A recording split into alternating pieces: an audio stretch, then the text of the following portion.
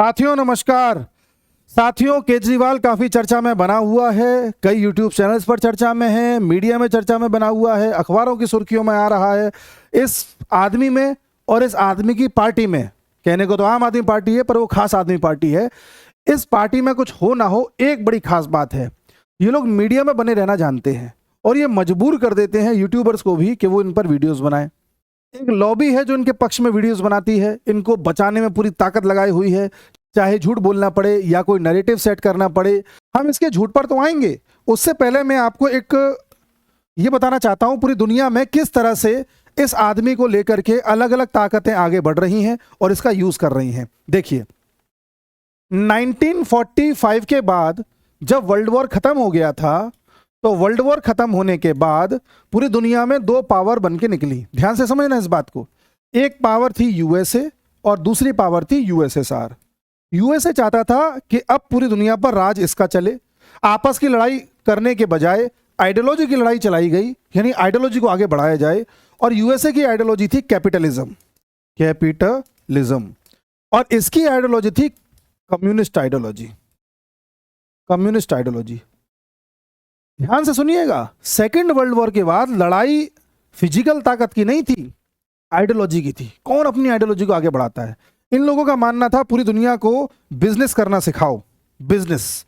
और इनका मानना था पूरी दुनिया के जो विचार हैं, जो उनकी आइडियोलॉजी है, जो उनके आइडियाज हैं, उन पर अपनी हुकूमत जमाओ। इस बात को लेकर के दोनों में लड़ाई चलती रही और ये लड़ाई लंबे समय तक चलती रही और बाद में इस लड़ाई में कहीं ना कहीं यूएसएसआर हार गया और 1991 में यूएसएसआर का विखंडन हो गया, 15 अलग अलग टुकड़ों में टूट गया, जिनमें सबसे बड़ा देश बन के निकला रशिया। खैर, ये पूरी तरह से आइडियोलॉजी वीक हो गई और जो आइडियोलॉजी जीत करके निकली वो कैपिटलिज्म थी, यानी कि पूरी दुनिया में ज्यादातर कंट्रीज कैपिटलिज्म को मानने लगे और यूएसए पहले से भी ज्यादा ताकतवर हो गया। लेकिन रशिया इस मामले में पीछे नहीं हटा, रशिया पूरी कोशिश करता रहा अपने आप को रिवाइव करने की। बट इसके पीछे, रशिया जैसे ही थोड़ा सा वीक हुआ, इसके पीछे एक और ताकत थी जो उभर रही थी। उस ताकत का नाम था चाइना। चाइना को लगा कि क्यों ना रशिया को हम रिप्लेस कर दें और पूरी दुनिया में कम्युनिज्म का जो झंडा है उसे हम आगे लेकर के चलें। ध्यान से सुनिएगा आप बात को, ये केजरीवाल जैसे नमूने क्यों पैदा होते हैं अब आपको पता चलेगा। चाइना को लगा क्यों ना हम आगे निकलें, लेकिन चाइना ये समझ चुका था कि अगर मैं रशिया की तरह कम्युनिस्ट आइडियोलॉजी को आगे बढ़ाता रहा, सिर्फ कम्युनिज्म को ही मानता रहा, कम्युनिज्म ये कहता है कि सब चीजें सरकारी होनी चाहिए, जो जनता है, जो लेबर है, उसी का शासन होना चाहिए। और लेबर का शासन किसी भी तरह से हो सकता है, या तो लेबर सब मिलकर के, जितने भी वर्कर क्लास है वो सब मिलकर के शासन करे, जो प्रैक्टिकली पॉसिबल नहीं है। और दूसरा तरीका निकलता है इसमें कि सभी वर्कर्स लोग अपना एक नेता चुन लें और वो शासन करे, और शासन इस तरह से करे कि जितना भी मटेरियल आ रहा है, पैसा आ रहा है, जो भी आ रहा है, वो सभी में बराबर बट जाए। आप बात समझ रहे हैं? आप कितनी भी मेहनत करें, कितनी भी मेहनत ना करें, पैसा सबको बराबर मिलेगा। आप 8 घंटे ड्यूटी कर रहे हैं तब भी आपको उतने रुपये मिलेंगे, आप टैलेंट अपना लगा रहे हैं, नहीं लगा रहे, तब भी आपको उतने पैसे मिलेंगे। और जो आदमी नहीं कर रहा, आलसी है, नौकरी प्राप्त कर ली है, उसे भी उतने पैसे मिलेंगे। कम्युनिज्म है, सोशलिज्म है। आप बात समझ रहे हैं? हमारे देश में जो सरकारी नौकरियां हैं वो कम्युनिस्ट आइडियोलॉजी का जो विस्तृत रूप है, सोशलिज्म, समाजवाद, उसी का एक प्रतीक है। समाजवाद ये कहता है कि भाई आप कितनी भी मेहनत करो या ना करो, एक बार आप सिस्टम में आ गए तो आप सबको पैसे बराबर मिलेंगे। तो ये आइडियोलॉजी चाइना की थी, लेकिन चाइना ने ये भांप लिया था कि इस आइडियोलॉजी को ही लेकर चलेंगे तो फ्लॉप हो जाएंगे।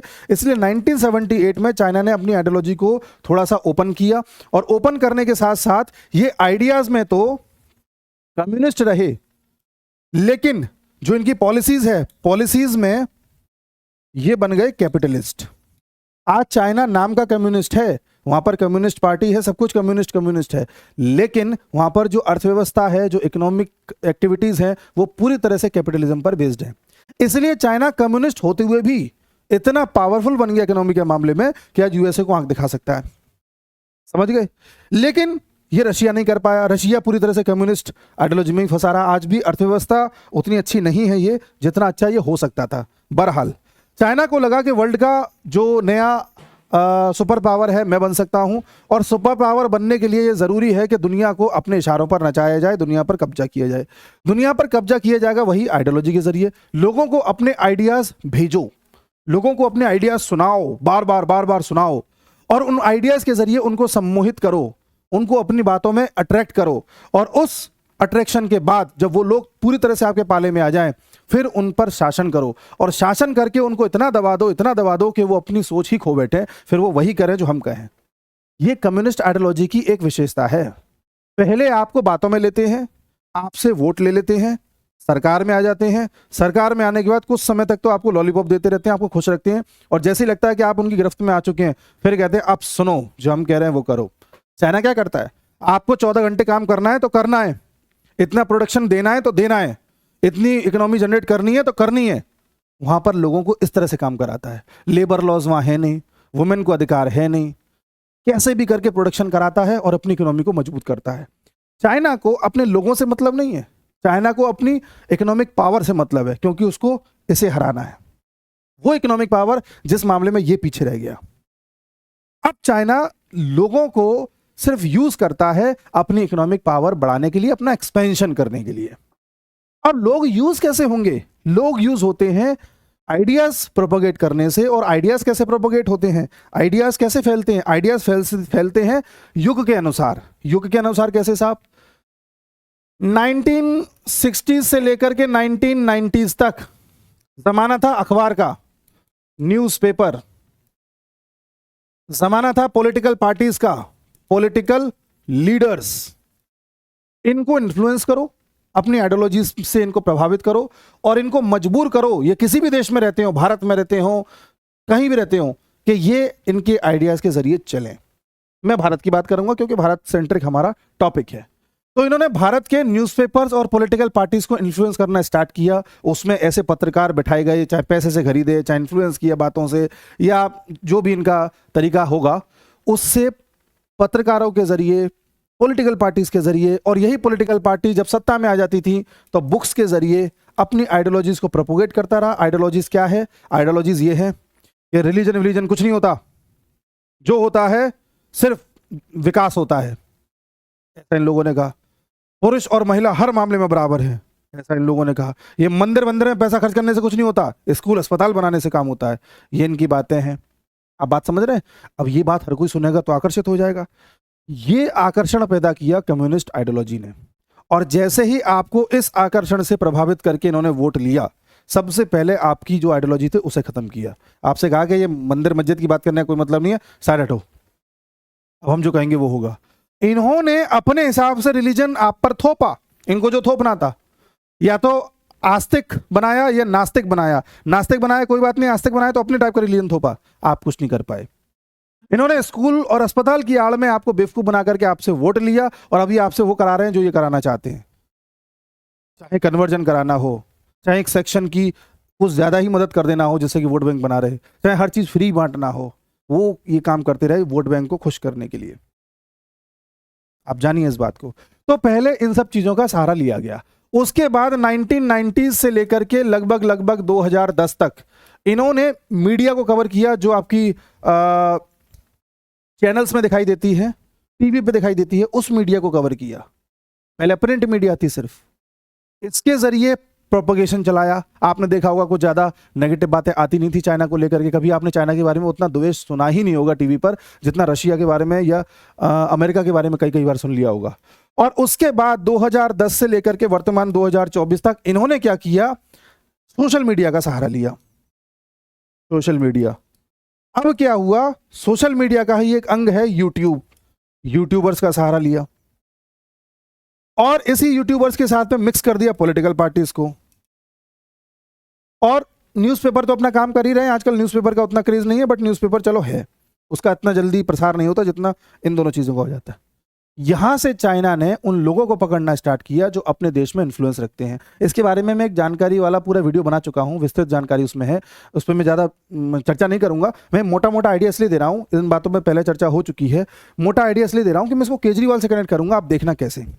इन्होंने यूट्यूबर्स का सहारा लिया और ऐसे पॉलिटिकल लीडर्स पकड़ना स्टार्ट किया जो पॉलिटिकल लीडर आज के समय के अनुसार इन्फ्लुएंस कर सकते हो। अब जैसे एक पॉलिटिकल लीडर है जिसकी उम्र है 70 साल, और एक पॉलिटिकल लीडर है जिसकी उम्र है 40 साल 45 साल, तो कौन सा ज्यादा अपील करेगा? 45 साल वाला। इन्होंने उसको पकड़ा, ठीक है। प्लस ऐसा लीडर जो ज्यादा चर्चा में है या कोई ऐसी चीज उसने कर दी है जिससे लोगों के बारे में जानकारी, या लोगों को उसके बारे में जानकारी ज्यादा हो गई है, उस लीडर को पकड़ना स्टार्ट किया। और ऐसी स्थिति में इनके पास एक लीडर निकल के आया, एक संभावना निकल के आई, जिस संभावना का नाम था केजरीवाल। केजरीवाल एक ऐसा व्यक्ति था जिसको भूख थी पावर की, चाइना को पता था। केजरीवाल ऐसा व्यक्ति था जिसको भूख थी पैसे की, ये अमेरिका को पता था। केजरीवाल ऐसा व्यक्ति था जो किसी भी हद तक जा सकता था, ये दोनों को पता था। और केजरीवाल की हरकतें बता रही थी कि आने वाले समय में ये इस देश को कैप्चर करने के लिए, इस देश को तोड़ने के लिए सबसे अच्छा टूल हो सकता है, ये दोनों को पता था। तो केजरीवाल एक ऐसा प्रोडक्ट बन के निकला जो दोनों के ही काम आ रहा था, दोनों की ही जरूरतें पूरी कर रहा था, यूएसए की भी और चाइना की भी। चाइना को अपनी आइडियोलॉजी बैठानी थी, मतलब दोनों की एक कॉमन आइडियोलॉजी ये है कि नेशनलिज्म नहीं होना चाहिए भारत में। सीधी सी बात ये है, अगर नेशनलिज्म होगा तो हम अपनी बात को आगे बढ़ा नहीं पाएंगे। नेशनलिज्म नहीं होना चाहिए, ये भी चाहते हैं ना हो, ये भी चाहते हैं ना हो। चाइना नेशनलिज्म इसलिए नहीं चाहता क्योंकि उसे अपनी आइडियोलॉजी थोप करके ज़ॉम्बीज तैयार करने हैं। ये नेशनलिज्म इसलिए नहीं चाहता क्योंकि अगर नेशनलिज्म जाग गया तो लोग अपना आत्मनिर्भर भारत बनाने लगेंगे, अपना प्रोडक्ट खुद बनाने लगेंगे, फिर बाहर की चीज़ें कोई खरीदेगा नहीं। आज यूट्यूब, गूगल, इंस्टाग्राम, फेसबुक वगैरह इंडिया में चल रहा है, फिर हो सकता है ना चले, इंडिया वाले अपना बना लें। तो इसको वो टेंशन थी। दोनों का ही एक कॉमन एजेंडा सेट कर सकता था, वो है केजरीवाल। इन्होंने इस धूर्त आदमी को पकड़ा। इसलिए मैं आपसे बार बार कहता हूं कि विदेशी ताकतें हैं जो इसको फेवर करती हैं। यूएसए के साथ कुछ ताकतें और लगी हुई हैं, समय समय पर चर्चा आती है। आपने देखा होगा कभी जर्मनी की चर्चा आती है, कभी यूएसए की खुद की आ जाती है, कभी आप देखते हैं कि जॉर्ज सोरोस का नाम आता है, ठीक है ना, कभी आप देखते हैं कनाडा किसी ना किसी तरीके से बीच में आ जाता है। अलग अलग देश इंटरेस्ट दिखाते हैं। यूएन दिखाता है केजरीवाल की गिरफ्तारी के मामले में, और चाइना दिखाता है। कैसे साहब? चाइना के कुछ एजेंट्स या उसकी आइडियोलॉजी को समर्थन देने वाले एजेंट इसकी पार्टी में भरे हुए हैं। आतिशी मारलेना उनमें से एक है। मैंने आतिशी मारलेना को एक्सपोज किया हुआ एक वीडियो में, आप देखना उस वीडियो को। किस तरह से मारलेना, आतिशी मारलेना, मारलेना नाम कहां से आया यार? मारलेना कोई सरनेम थोड़ी होता है। मारलेना 2 वर्ड से मिलकर के बना है, मार्क्सिज्म, लेनिनिज्म। ये खुद वो स्वीकार करते हैं। मार्क्सिज्म और लेनिनिज्म, ये भी कम्युनिस्ट था, ये भी कम्युनिस्ट था, कार्ल मार्क्स और लेनिन। वो इसकी पार्टी में है, बहुत सारे हैं सब इसी टाइप के। यहां से केजरीवाल ने अपनी पार्टी जो है बनाना स्टार्ट किया, और इस धूर्त आदमी ने वही सब काम करने स्टार्ट किए जो एक कम्युनिस्ट करता है। कम्युनिस्ट क्या कहता है? आपको रिलीजन से कोई मतलब नहीं है, आपको हम सब चीज बराबर दिलवाएंगे, सस्ती दिलवाएंगे, फ्री में दिलवाएंगे, आपके लिए स्कूल बनवाएंगे, आपके लिए अस्पताल बनवाएंगे, ये मंदिर मस्जिद कुछ नहीं होता, आपके लिए हम करेंगे। हम देखिए कैसे आम आदमी टाइप के हैं, कितने गरीब टाइप के हैं, हम आपके आदमी हैं, हम भी लेबर क्लास आदमी हैं, हम भी वर्कर क्लास आदमी हैं। ये क्या है? कम्युनिस्ट विचारधारा।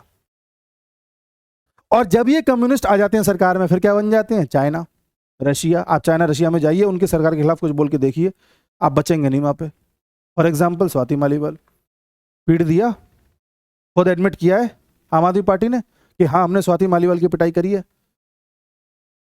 ये करते हैं ये लोग, जानिए इस बात को। अब आप कहेंगे ये कौन सी बात हुई?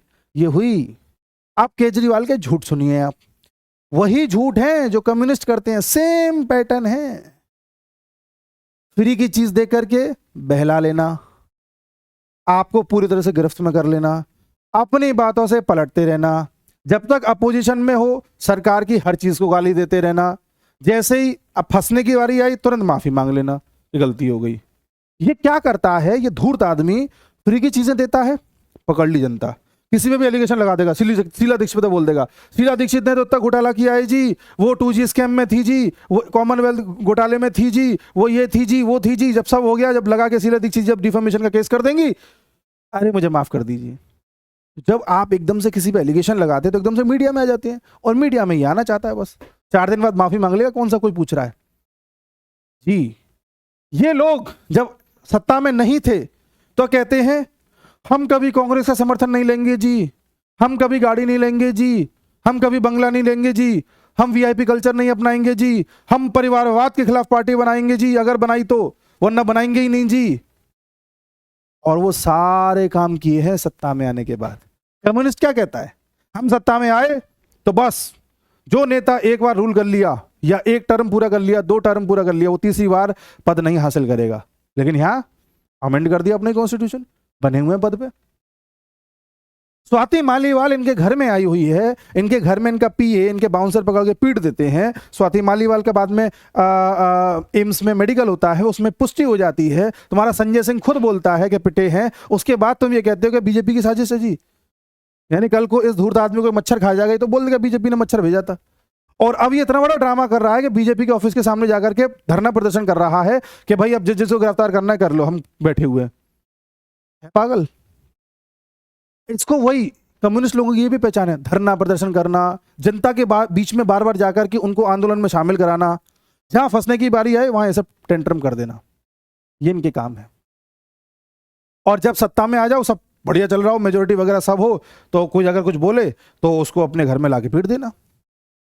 चीफ सेक्रेटरी को पीट दिया था, प्रशांत भूषण का केस आया था, योगेंद्र यादव का केस आया था, इन्हें बेइज्जत करके भगाया था, शायद मारपीट भी हुई हो, साजिया इल्मी के साथ किया था, हर किसी के साथ किया है। अब या तो ये सब झूठे हैं, सब झूठे हैं, इस दुनिया में यही सच्चा है। हाँ, एक चीज और बता दूं, मैं ये नहीं कह रहा कि कांग्रेस पूरी तरह से अच्छी है या बीजेपी पूरी तरह से अच्छी है, सब जगह हैं नेगेटिव्स हैं, नो डाउट। लेकिन जब आप ये कह के आते हो कि मैं सत्यवादी हूं और मैं तो ये करूंगा ही नहीं, तब तुम ही उस चीज में पाए जाते हो, तब गुस्सा आता है। तुमने उन लाखों लोगों की भावनाओं के साथ खेला है जो अन्ना के आंदोलन में ये सोचकर शामिल थे कि कुछ बदलाव आएगा, जिन्होंने घर बैठ के भी अन्ना को इसलिए सपोर्ट किया था कि चलो अब कुछ बदलाव आएगा। ये धूर्त आदमी जब निकला था तो मैंने भी इसे सपोर्ट किया था, मैंने कहा चलो ये कुछ बदलाव लेकर के आएगा। ये लेकर के आया है, दिखाऊं इसके झूठ? देखिए, आप कुछ मत करिए, गूगल पे अगर सर्च करेंगे, हेडिंग केवल एक लाइन लिख करके भी सर्च करेंगे तो आपको बड़ी बड़ी हेडिंग्स दिख जाएंगी। देखो, इसके झूठ दिखाता हूं इस आदमी को। ये बहुत पुराना आर्टिकल है, 10 साल पुराना आर्टिकल है, कोई नया नहीं है, बीजेपी की साजिश नहीं है ये तब का आर्टिकल है, बीजेपी सत्ता में थी भी नहीं। इसने कहा था कि मैं रिपब्लिक डे परेड में अगर जाऊंगा तो आम आदमी की पंक्ति में बैठूंगा, वीआईपीज में नहीं बैठूंगा क्योंकि मैं आम आदमी हूं। लेकिन बाद में इसने क्या किया, जब ये गया तो ये बैठा वीआईपी स्टैंड में। पहला इसका यू टर्न। दूसरा, इसने कहा था कि 10 महीने की जो इलेक्ट्रिसिटी है वो हम फ्री कर देंगे, लेकिन बाद में यू टर्न। उसके बाद में इसने कहा था कि भाई देखिए, हम एक कंस्ट्रक्टिव अपोजिशन पार्टी बनना चाहेंगे वनस्पत कि हम किसी और पॉलिटिकल पार्टी का सपोर्ट लेकर के सरकार बनाएं।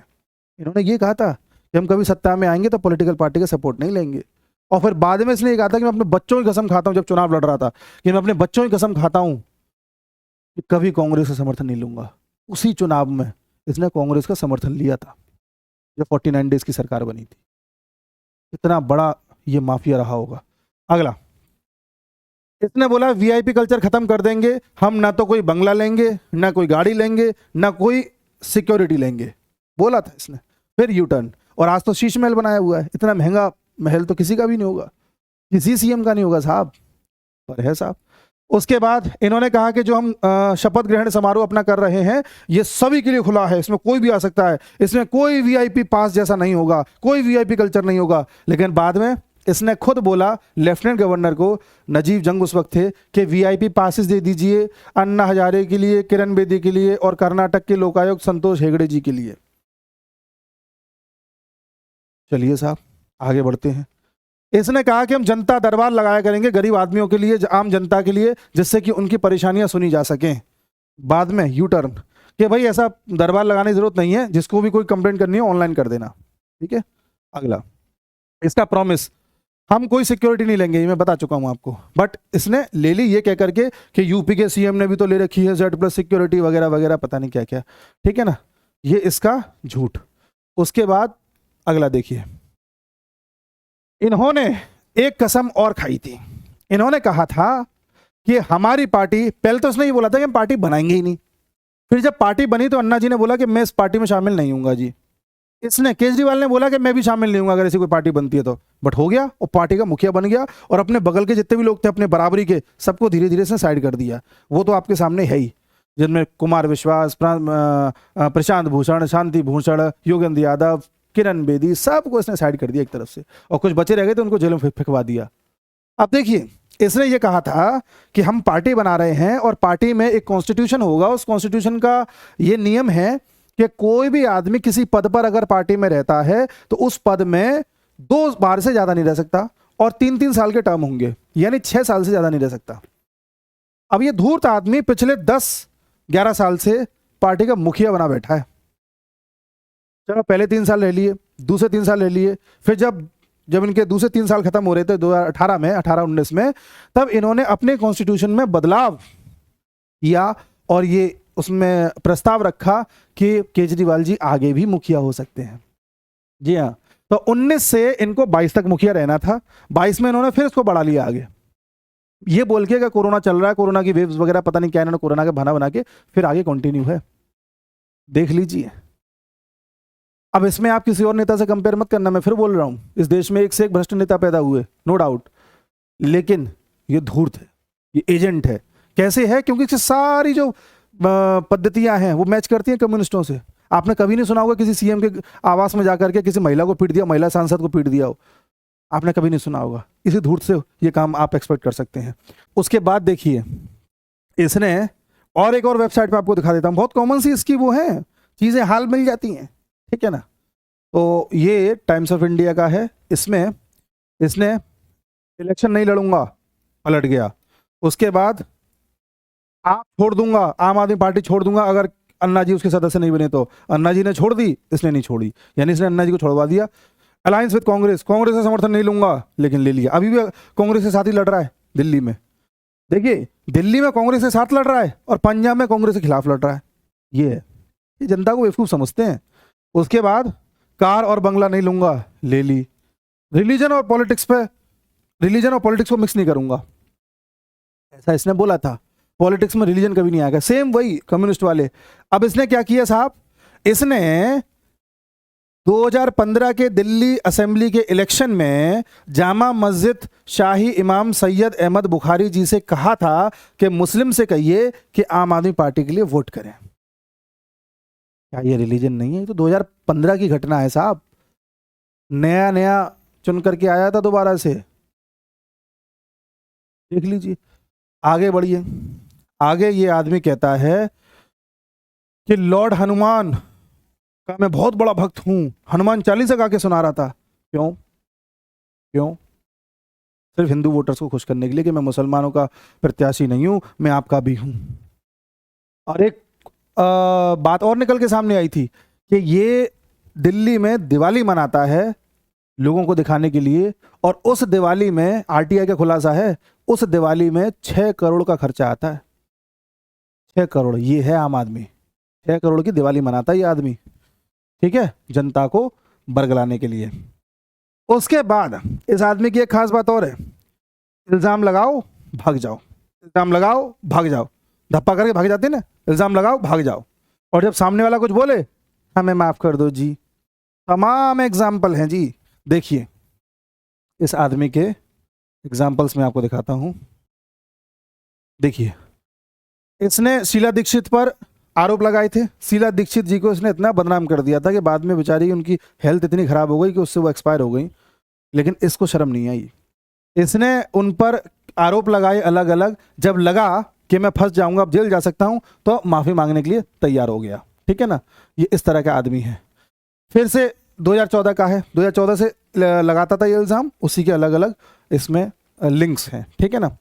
उसके बाद इन्होंने, केजरीवाल ने पीएम मोदी पर आरोप लगाया कि आप सोनिया गांधी के खिलाफ कोई एक्शन क्यों नहीं लेते, क्या आप सोनिया गांधी के साथ मिले हुए हैं, क्या बीजेपी कांग्रेस एक है क्या जी, ऐसे बोलता था ये, बीजेपी कांग्रेस एक हो गए हैं जी, आप देख लेना पीएम मोदी सोनिया गांधी के खिलाफ कोई एक्शन नहीं लेते, ये बोलता था ये धूर्त आदमी। और अब देखिए आप, ये देखिए, ये इसकी वाइफ, और बगल में देखिए आप, अब भी बोल दीजिए कि झूठ है, बीजेपी की साजिश है। चलिए आगे इस धूत आदमी की और बात देखते हैं। अगला, इसने लालू यादव जी के बारे में बोला था, पहले तो करप्शन के आरोप लगाए, फिर बोला कि लालू यादव तो डायनेस्टी पॉलिटिक्स करते हैं, परिवारवाद को आगे बढ़ाते हैं, वगैरह वगैरह वगैरह, है ना। लालू यादव जी को भी इसने नहीं छोड़ा। और तस्वीर आप देखिए, तस्वीर देख लीजिए, ये तस्वीर मैंने अलग से भी इसमें रखी है, ये देखिए दूसरी तस्वीर, ये है ये आदमी, ये सांप है, आप जानिए इस बात को। उसके अलावा अरविंद केजरीवाल से सॉरी टू अरुण जेटली, जेटली जी पर इतने आरोप लगा दिए, हमें भी लगने लगा था कि जेटली जी कहीं ऐसा ना हो कि कुछ आरोपित हो किसी मामले में या कुछ उन्होंने गलत किया हो, बट धूर्त ये हमें तो बाद में पता चला। ये एक चीज को इतनी कॉन्फिडेंटली बोलता है, बार बार बोलता है, लगातार बोलता है कि एक न्यूट्रल आदमी को विश्वास हो जाएगा कि ये सही बोल रहा है, और बड़ी कॉन्फिडेंस के साथ बोलता है। इतना बेशर्म है ये। उनसे सॉरी बोल रहा है कि हमें हम पर केस मत करो, वो तो बहुत बड़े वकील थे, इसे लपेटते थे तगड़ा, पर छोड़ दिया, जा तू छोड़। उसके बाद मजीठिया जी पर इसने आरोप लगाए थे, उनसे माफी मांगी है इसने, अपोलोजाइजेस। देखिए आप, विक्रम मजीठिया, आप देख सकते हैं इस चीज को। उसके बाद इसने एक, ये यूट्यूबर है, जर्मनी में रहता है, इसके वीडियो को रीट्वीट कर दिया था। इस बात को लेकर के बवाल हो गया था, सुप्रीम कोर्ट ने संज्ञान ले लिया था, फिर इसने सुप्रीम कोर्ट से माफी मांगी कि माफी चाहता हूं। अब ये जो व्यक्ति है ये इसी की पार्टी का सदस्य है।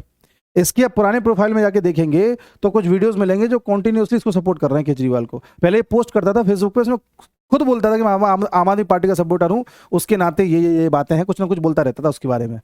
लेकिन जब इसको लगा कि ये थोड़ा फेमस हो रहा है, ये लड़का, इसको लगा कि न्यूट्रल रहने में फायदा है, तब मेरी बात ज़्यादा सुनेगी जनता, ये भी बिका हुआ है, तब इसने वो डिलीट कर दिए फेसबुक से पोस्ट। अब सिर्फ यूट्यूब पे वीडियोस डालता है, इस तरह के वीडियो जिससे मोदी बदनाम हो और कहीं ना कहीं लोगों को लगने लगे कि केजरीवाल ही है जो कुछ है, ठीक है। उसके बाद गडकरी जी से इसने माफी मांगी, डिफेमेशन का केस हो गया था। कपिल सिब्बल के बेटे से माफी मांगी, किसी को नहीं छोड़ा था ऐसा आदमी ने, और सबसे फिर माफी मांगता जाता है, ठीक है ना। इतना बेकार आदमी है ये। और अब देखिए इसकी पार्टी की सदस्य, ये औरत मेरे को बिल्कुल पसंद नहीं है, इतना झूठ बोलती है ये, इसके नाम में ही कम्युनिस्ट लीडर्स के नाम छुपे हुए हैं। ये ऐसी महिला है कि अपनी ही पार्टी की महिला सांसद के खिलाफ प्रेस कॉन्फ्रेंस करती है और बोलती है कि देखिए स्वाति मालीवाल जब बाहर निकल रही थी तो सीसीटीवी फुटेज में तो कहीं भी ऐसा नहीं लग रहा था कि उनकी पिटाई हुई है, कहीं भी नहीं लग रहा था कि उनके कपड़े फटे हुए हैं। सिद्ध कर रही है कि ऐसा कुछ हुआ ही नहीं है, जबकि इसी के पार्टी के संजय सिंह ने 2 दिन पहले बोल दिया था कि ऐसा हुआ है। तो मैं संजय सिंह को सही बता रहा हूं, इसको गलत बताने से नहीं। कॉन्ट्रडिक्शन देखिए, उसकी बेशर्मी देखिए, महिला होते हुए भी बेशर्मी के साथ आकर के प्रेस कॉन्फ्रेंस कर रही है कि वो तो ठीक ठाक चल रही थी। भाई जब किसी की एकदम से पिटाई होती है तो उस वक्त दर्द नहीं उठता उतना, थोड़ी देर बाद उठता है।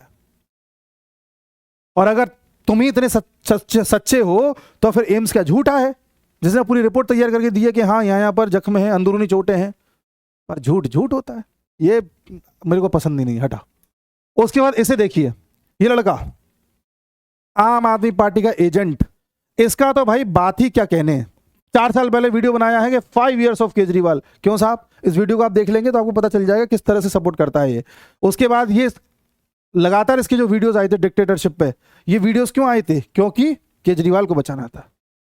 केजरीवाल के जेल में जाने पर ये इतना तिलमिलाया था कि पता नहीं क्या हो गया जी। और नतीजा आपके सामने है, ये देखिए। मोदी के बारे में आप कंपेयर किस में कर रहा है कि योगी क्यों जीते, ये क्यों जीता, और इन दोनों में इसने कंपेयर करके ये बताया कि योगी के जीतने में योगी के डेवलपमेंट का कोई हाथ नहीं है, इसके जीतने में इसके डेवलपमेंट का हाथ है। और एक चीज़ और बता दूं मैं आप लोगों को, अगर आपको ये लगता है कि दिल्ली में इसने स्कूल बनवा दिए हैं, अस्पताल बनवा दिए हैं, बहुत बड़े बड़े काम कर दिए हैं, तो वो भी इसका झूठ है।